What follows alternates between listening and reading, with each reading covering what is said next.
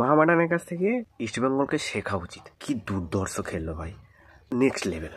অজুহাত নয়, মোহামেডান টিমটা অজুহাত নয়, ইস্টবেঙ্গল দলের মতন অজুহাত নয়, করে দেখিয়েছে তারা ভাই। যেভাবে ডিফেন্ড করেছে, ইভেন পুরো আইএসএলে যেভাবে ডিফেন্ড করেছে, হ্যাটস অফ সিরিয়াসলি। আর আজকের ম্যাচটা বলো, আগের ম্যাচটা বলো, গত 3-4টে ম্যাচ যেভাবে বের করেছে মোহামেডান, যে জায়গা থেকে বের করেছে, হ্যাটস অফ ডিফেন্ডার সিরিয়াসলি।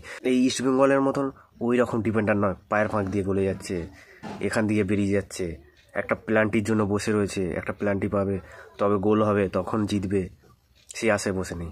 ইস্টবেঙ্গলকে শেখা উচিত মোহামেডানের কাছ থেকে। ওই কাউকে ফালতু অজুহাত দেখি নয়, করে দেখাও, মাঠে করে দেখাও।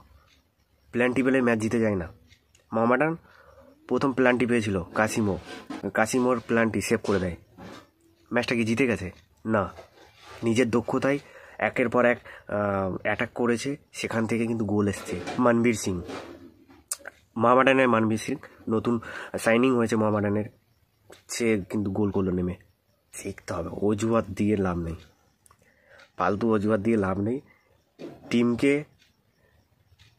টিমকে সেই জায়গায় নিয়ে যাও, সে যেন পারফরমেন্স করে। ওই কে রেফারি কিনেছে, কে করেছে, আমি আজকের এই কমিটির কাছে গেলাম, কালকের ওই কমিটির কাছে গেলাম, আদৌ কিচ্ছু লাভ হবে না। মাঠের খেলাটা মাঠেই শেষ করতে হবে। ওই এদিক ওদিক করে পড়ে থাকবো, টিমটা গোল্লায় চলে যাবে, আর খালি রোস্টিং হবে আর ট্রোলিং হবে। নিজেদের টিমকে নিজেরাই ট্রোলিং করছে, নিজেরাই রোস্টিংয়ের পাত্র বানাচ্ছে, সিরিয়াসলি হ্যাটস অফ। তো আবারও একটা কামব্যাক মোহামেডানের, লাস্ট 85 মিনিটের পর থেকে মোহামেডান দারুণভাবে কামব্যাক করেছে। লাস্টে একটা প্ল্যান্টি পেয়েছে, ঠিক আছে, দারুণভাবে কামব্যাক করেছে। এবং মোহামেডানের যে কটা ম্যাচ যারা ফলো করেছে মোহামেডানের ম্যাচ, তারা দেখবে দারুণভাবে ওদের ডিফেন্ড কিন্তু একদম সলিড ডিফেন্ড। প্রতিটা ম্যাচে কিন্তু দারুণভাবে ডিফেন্ডিং করেছে ওরা কিন্তু গোল কম খেয়েছে, যতগুলো ম্যাচ খেলেছে গোল কম খেয়েছে।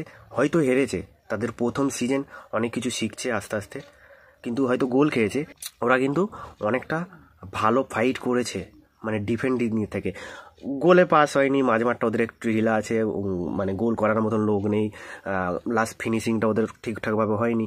সেটা আস্তে আস্তে তারা গুছিয়ে নিচ্ছে, আস্তে আস্তে নতুন সাইনিং হচ্ছে, জানুয়ারি উইন্ডো খুলে গেছে, নতুন সাইনিং হচ্ছে, আরও ভালোভাবে ইমপ্রুভ করবে। ইস্টবেঙ্গলকেও সেটা করা উচিত। এই কমিটির কাছে গিয়ে আজকের ওই কমিটি, কালকের ওই কমিটি, কালকে প্রেস কনফারেন্স, কোনো লাভ হবে না।